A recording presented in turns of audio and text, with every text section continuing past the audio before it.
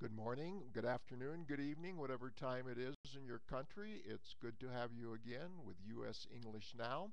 My name is Dan Yeargain. I'm a native speaker of English from the United States, from California, from San Jose, California, which is about a half an hour south of San Francisco, Northern California, not Southern California. I have a Master of Arts degree from California State University in San Jose, California, which I obtained in the discipline of Spanish.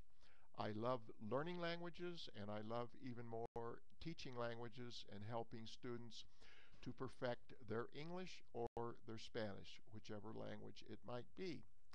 I have a TEFL certification, which is teaching English as a foreign language from ISO here in Bogota, Colombia, South America, which means International Student Services Organization, and it is ratified and certified by a Canadian university in, I believe, Ottawa. I'm not absolutely sure.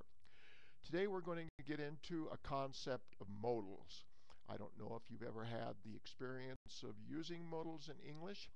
It's one of the more subtle issues of English grammar, but nevertheless something that's important for you to incorporate in your usage and style, whether it be written, speaking, or otherwise. A modal is something that subtly influences or differentiates the meaning of the speaker, or in this case, possibly listener. As an example, I may go to the store tomorrow. I might go to the store tomorrow.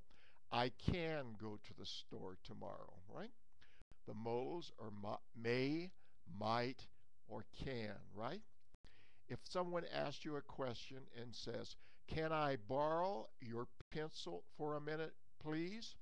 Can in this instance is a modal, and we're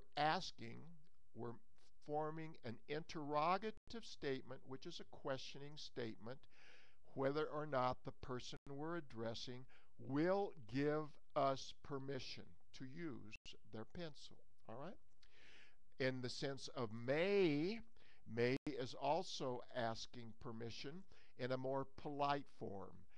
Can is something that we hear very often in spoken everyday English language, but it has more to do with the ability of the person to do something.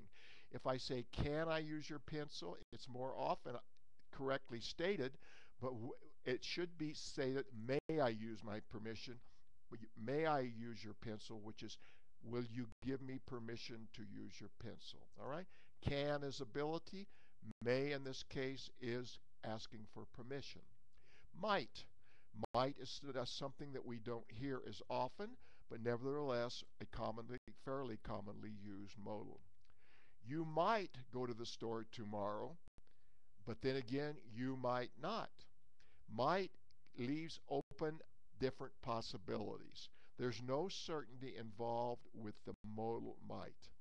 I might graduate with my PhD by the year 2015, but then again, I might not. It depends on variables, conditions sometimes within my control, sometimes outside of my control. All right? So might you like to go to the store with me when I go for my shopping? In other words, would you like to? Would, another modal. Would you like you? Might you go to the store with me? Could you possibly go to the store with me when I leave this evening, about 12 o'clock? It's going to be late, but you might be able to go if you possibly can. So might opens up possibilities, all right? In our one-on-one sessions, I would give you the use of modals. I would ask for a correct format. If you make an error, obviously, I correct you with a lot of patience and a lot of reinforcement until you've grasped the concept. I'm just giving you at this time a brief overview of something that needs to be paid attention to, not something that you can't exist without, but something that differentiates or delineates a more advanced speaker of English as opposed to a beginner. We're all beginners at some point. I've been studying Spanish for many, many years with advanced degrees, and sometimes I still feel like a beginner. Well, that's all the time we have for this video. I'm glad you were able to pay attention. If you have any ability or time to practice, please do so. If you have any questions, there's a box at the bottom of this video where you can write me an email, and a brief question would be more than welcome. I would be happy to answer the question to the best of my ability. Also, I will be setting up my classes for one-on-one study, 50-minute sessions where you would get the chance to practice speaking, where you could ask me questions about grammar, linguistics, pronunciation, writing style, anything that you feel like you might need help and support on. I would be more than happy to do that. So for today, from US English Now, I'm bidding you adieu. I'm saying goodbye for the moment. My name again is Dan Jurgen with US English Now, and my email address is teacher.express@yahoo.com. That's teacher.express@teachers.com. Thank you very much and have a great day. Bye-bye.